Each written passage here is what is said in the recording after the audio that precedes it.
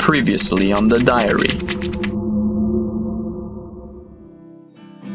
Did you kill my dog? Yes. First, I made Mr. Morgan make that video blaming you for his failures, but that didn't rattle you much, so then I killed your dog. So where is Mr. Morgan now? I finally have the one I wanted. Do you? Jessica and I went to the park and the police escort was called off. One moment, we were discussing the plot of the Whispering Pillows. The next moment, wham! Lightning fast. A rock comes out of nowhere and hits Jessica in the head, knocking her lights out. Then Rocco walked out from behind the bushes with a slingshot in his hands. Bobby came out behind me, walking, no wheelchair, furious like never before. Jessica lying on the ground in front of me, unconscious, bleeding. I dragged Jessica out of the way and watched as both Bobby and Rocco approached each other in what I thought would be the most epic battle I could ever witness.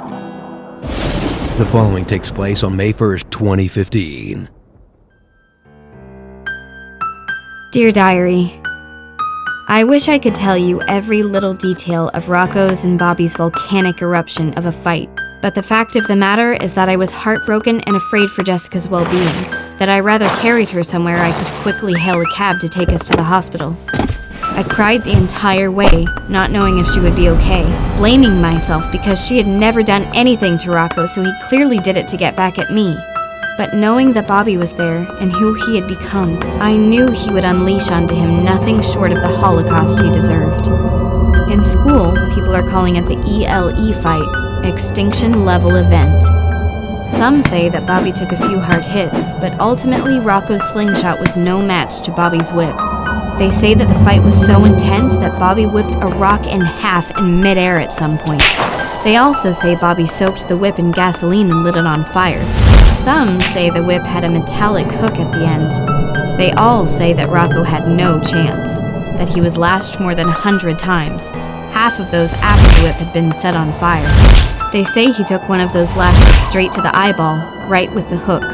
They claim it was so fast that the last thing Rocco saw were the images still being sent through the stretched out optic nerve of the eye that was pulled out right before it snapped. And he saw himself standing upside down. It's funny, but most of the rumors seem to sort of make sense if you look at the pictures on the news, the ones that show what's left of Rocco. Because he started the attack first, they are calling it self-defense. They're calling Bobby a hero. However, the police are investigating further because the vengeance dish that Bobby served Rocco yesterday was absolute zero cold. And now, Rocco won't be bothering me again. Pukey Face's honor has been restored, and Jessica's distress has been paid for with the ultimate price.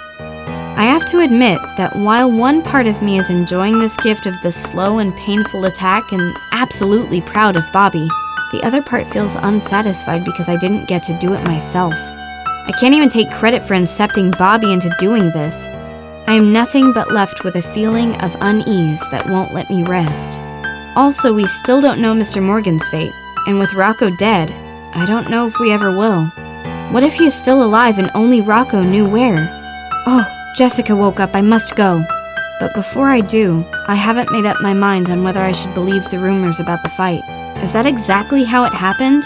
Or are they just exaggerations of the truth? What do you think, Diary?